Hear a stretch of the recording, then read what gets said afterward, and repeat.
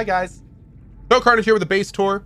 As you guys know, I love creative building games. Always have a great time with them. And this Subnautica Below Zero is an excellent example of a game that offers some really cool base building. So what I'm going to show you right now is a little look at the base that we've constructed in our second from final big run of Below Zero.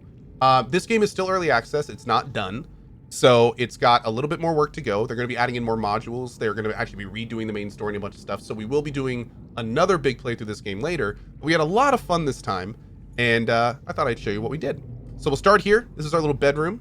Got a little desk over here. Got our little cabinet and stuff. Hopefully they'll put some fun things we can put on here down the road. But right now it's not much. Fully glassed in enclosure with a glass roof. Looking good. As you go into the base proper, the first thing you'll see is the ladder. This takes us way up top above the water line to our observation outpost. This up here is 2 glass outposts connected with 1 tunnel on top of a very large vertical shaft. This kind of lets us see the weather. We can come up here and look around for any landmarks we need to. But mostly it's just an area we can come up and kind of see how things are looking above the water. Coming down here, we'll go down, we'll kind of just go down the entire base. The left side is our power generation area. And actually, before I show you that, let's show you the right side. The right side is our main resource tank. Now, this tank is mostly full of Arctic peepers. It's 3 multi-purpose rooms with reinforcements and glass around the outside to help with the base. This is mostly just to breed Arctic peepers. These were our main source of food at the beginning. We also have creep vine growing in here, which not only give us creep vine, which we can make med kits out of, but also provide the seed clusters, which we can make lubricant and other things out of as well. Going across the hall, we have our power generation room. This initial room full of reinforcements to help the base kind of keep that way is where our bioreactor is. This is what we used for the first part of the game. It's one of the first items we got to generate power for the base. It's a great way when combined with the resource tank across to kind of have a constant generation of power. The other option we have is solar panels, but those only work during the day. So as we built the base out and had more and more power requirements, it became more and more necessary to have something like this. As we kind of got through the game, we popped on a multi-purpose room on top of this and installed our nuclear reactor. Now, this nuke reactor has 4 reactor rods in it. We do have the resources to build more if we need to, but these things last a long time. For those noticing that we're losing power, that's because we have our water stuff going. It's totally fine. The power in this game is a little bit weird because instead of all the power being produced in parallel, it basically is produced in serial. And as it works through the different sources, if one of them runs out, it kind of kicks over to the next one. So because we just loaded up the pool here, it's now kind of loading, draining, which is why you see that at the top. But if it ever were to get to 0, which it never will, it would kick over to the nuclear reactor and be totally fine. So this is our power generation room. Now this room, because it is mostly just for power and there's not too many interesting things in it, is surrounded by reinforcements. These reinforcements give our base integrity so we can put glass and stuff everywhere else. Because if you'll notice, most of this base is glass or has glass panels, which lets us kind of, see outside and also looks really pretty. Also, these bulkheads help a little bit, but are more just for flavor. So going down the hall, we have 2 more rooms on left and right. The left room is the command center. This module is mostly just kind of for fun. It gives us some great base stats, which kind of shows us how things are going. Lets us name the base, do some colors and stuff, what time it is. We can also have a full little layout of the base here, which is kind of fun. We can disable sections, enable sections. It's it's a little command center. And yeah, nice little piece here.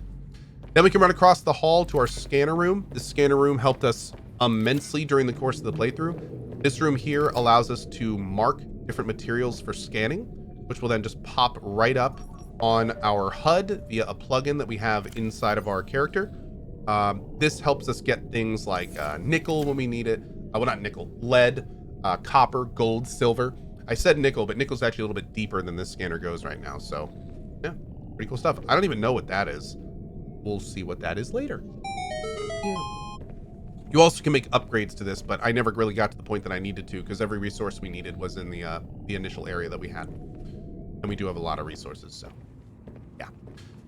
So moving on to the main base. Now this room here is the large multi-purpose room. This is one of the ones they added in Below Zero, and frankly, I absolutely love it. So in the middle here, we have our display tank. This has 1 of each type of fish that we've come across throughout the journey here in Below Zero. Anytime we come across something new or creature eggs, we pop them in here. And this is kind of just like a little journey through all the different places that we've been in the game, which have been really cool. So yeah, very cool little area. It is a double layer, and we'll talk about this top layer here in a second. Also, you can see the nice big glass roof on the top. But yeah, very nice room here. So we have our jukebox. It actually works. You can find songs throughout the game, which is pretty awesome. So this jukebox also hooks into the speakers that we have spread throughout the base. They are 3D audio, which is really fun. But that's been pretty great. So going into the next area, we'll wait until we kind of talk about this room here. This is our bathroom module. I mean, everyone needs one. You can take your shower over here. Whenever we're in the shower, we have 2 benches so people can watch us, because, you know, that's the thing people do. We have our toilet over here. And we also have a sink to wash our hands. Now, it is all glass because, frankly, we're the only person on the planet. Who cares? Have a little entertainment while we're doing our business. And that's that. So then we go into our food area. We have 2 indoor grow beds. We're growing marble melon, which is good, Chinese potatoes, which are also good. But then we just recently got these, which are leafy fruit. And leafy fruit are actually really great. Not only do they provide food and water, but they also heal you, which is really nice. So this is kind of our main source of food right now. However, before this, we used our resource tank in the back left to cook and then store a variety of cooked peepers. The fridge is a new addition, which is really nice because it actually prevents food from spoiling.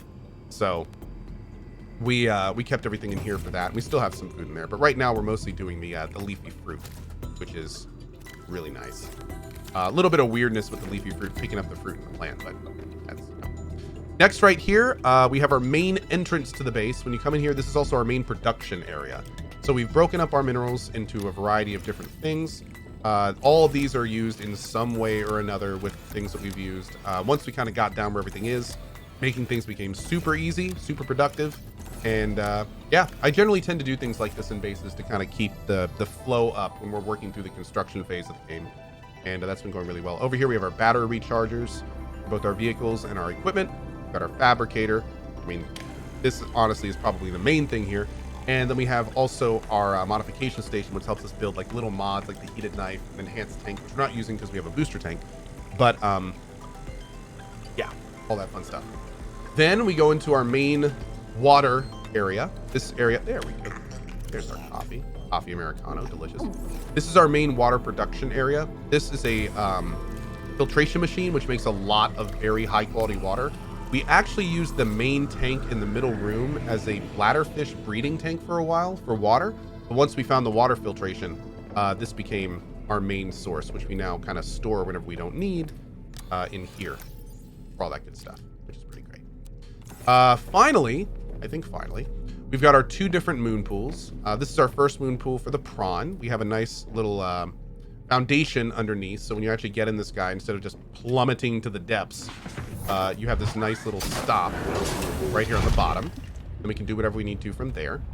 And then we have our second moon pool area, which is specifically designed to dock the very cool vehicle in this game, which is the Sea Truck. The Sea Truck is a very fast, maneuverable little vehicle that you can get slower and larger as you add modules that add different functionality to it. So we have a couple modules that we take with us to kind of keep things small, and that's these modules up here. It's a fabricator module and a storage module, but every so often we want to put a little junk in the trunk, and in those cases we have 4 more modules down here: a sleeper module, a teleportation module, a docking module for the prawn, and a aquarium module. And those we can just go down and dock those into our vehicle if we want to. Finally, we got a couple grow beds that we use just to keep some of the outdoor things under control. If we ever need some of the outdoor grows, we have those. We have the creep vine in our resource tank to take care of that. And that, I believe, is our base. So yeah, this is our Subnautica Below Zero base. Had a lot of fun building it. Oh, wait, we have one more thing to show. Not really a big deal. But we did end up doing one more little addition on the top. Basically, I started getting so many resources down here that I needed to have some kind of like bank for more resources. So we built a second layer up here, which is this guy. And this layer up here is essentially just for single resource holding areas. So if we ever run out of stuff at the bottom, we've got a bunch of extra resources up here that we can come up and get whenever we need. So yeah, that is our base. I hope you guys enjoyed our little tour. Like I said, we will be making a probably slightly larger base, or similar base at least, when Subnautica releases, and hope to see you then. If you're watching this on YouTube, stop by the channel, twitch.tv/CohhCarnage. We'd love to see you. Hope you enjoyed it. And yeah, also check out our full playthrough if you want to see what we did with this base, how we built it, and all the fun things that happen in this. So yeah, thanks again, and see you then.